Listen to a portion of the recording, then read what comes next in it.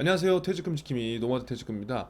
지금 대출이 워낙 시장에서 지금 이슈인 상황인데 지금 아마 분양을 받아 놓으신 분들도 계실 거고 앞으로 3기 신도시라던가 앞으로 나올 분양 물량에 지금 준비를 하고 계신 분들이 계실 거예요. 근데 지금 굉장히 뒤숭숭한 이러한 시장 분위기 때문에 뭐가 맞는 건지 누구도 정확한 기준을 저는 제시해 줄 수 없다고 보거든요. 그래서 이러한 흐름들을 계속적으로 확인을 하고 내가 이런 것들을 정확하게 알아봐야지 피해가 조금 없을 것 같아요. 그래서 오늘 잔금 대출 기준으로 해서 어떤 지금 문제가 있고 은행에서는 어떠한 이슈가 있는지 그리고 우리한텐 뭘 생각해 봐야 되는지 한번 살펴보기로 하겠습니다.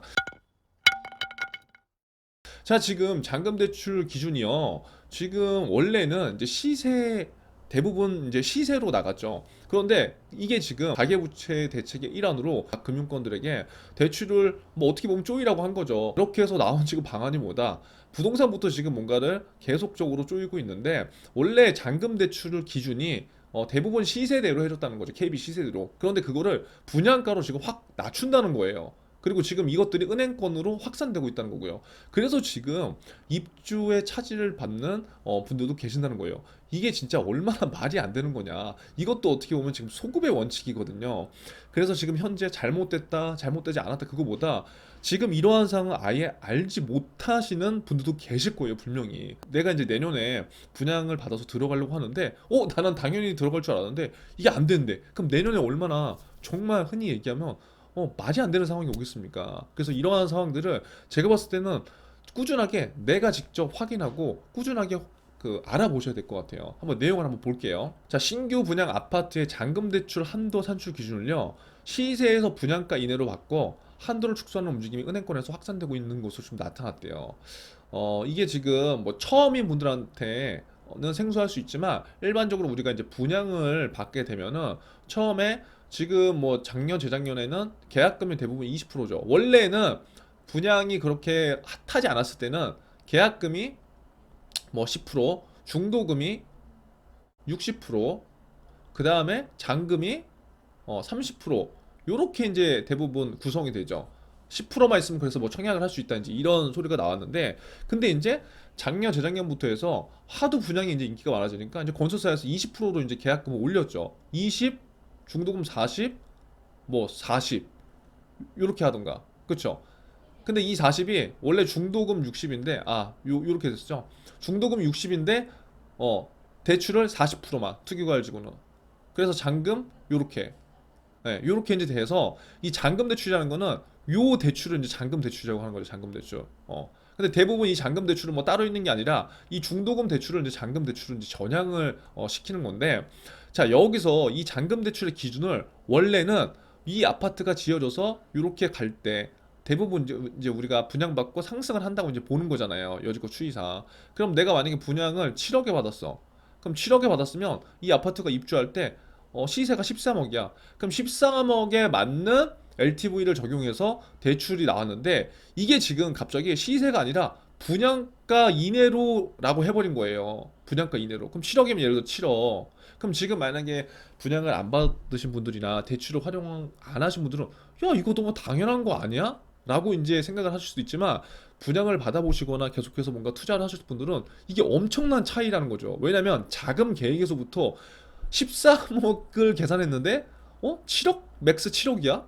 이거는 자금 계획에 엄청난 지금 영향을 줄 수 있는 거거든요. 그래서 그 얘기예요. 그러니까 한마디로 대출을 해주는 기준이 완전히 낮아졌다. 근데 이건데 한번 그 내용 볼게요.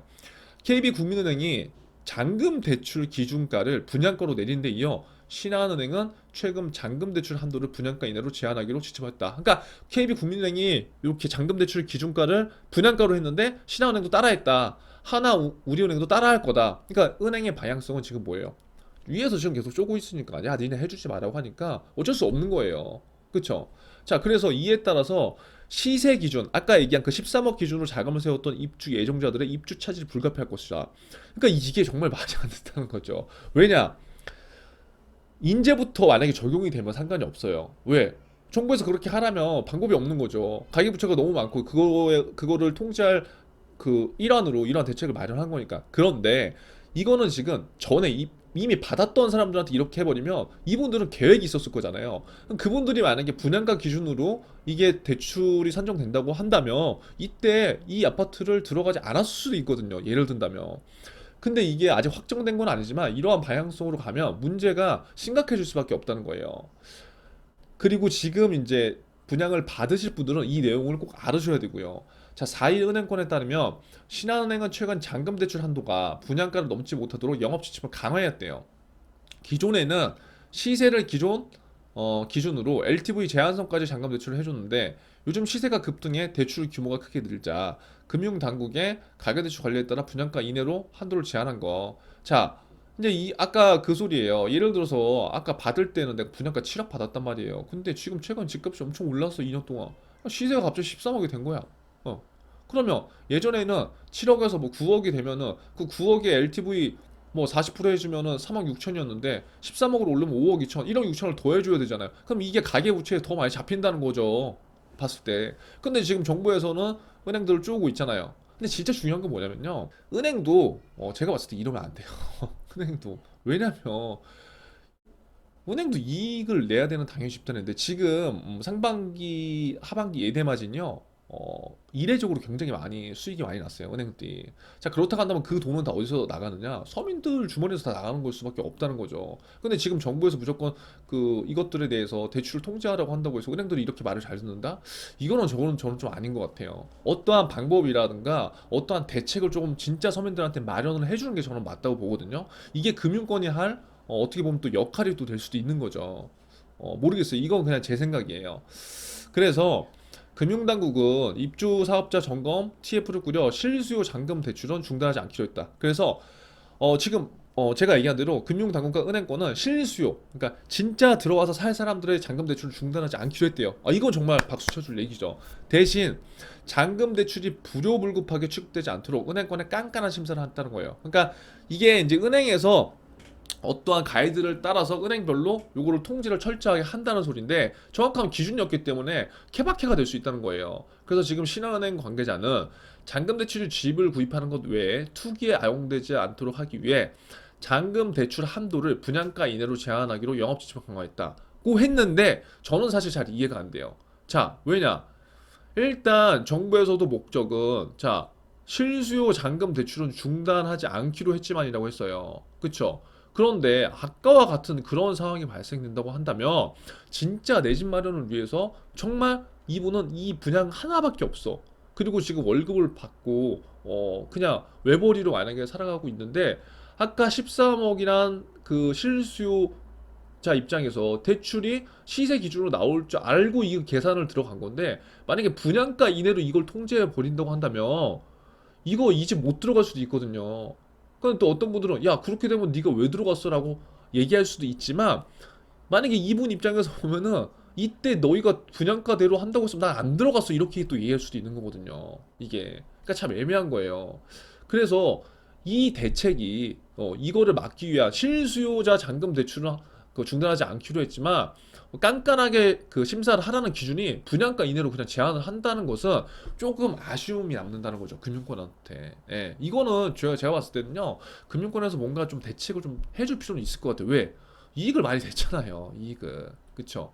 금융권이 나쁘다 안 나쁘다가 아니라 당연히 그것들에 대해서 지금 서민들이 굉장히 힘들어하고 있기 때문에 그러니까 오히려 실수요자들은 체크를 꼼꼼하게 하는 건 맞다. 하지만 그 프로세스를 나름대로 갖출 필요는 있다는 거예요. 모든 은행들의 방향성이 같을 수는 있지만 조금씩 소득을 측정하는 범위나 실수요자를 파악하는 그러한 기준들은 분명히 달라질 수 있다는 거예요. 제 말씀은.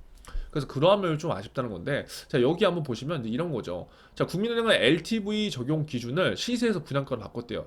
여기 예가 나와 있네요. 요 예로 다시 한번 설명을 한번 해보자면 그러니까 예를 들어서 6억에 분양을 받은 아파트가 입주 때 한 3년 뒤에 14억이 됐다는 거예요.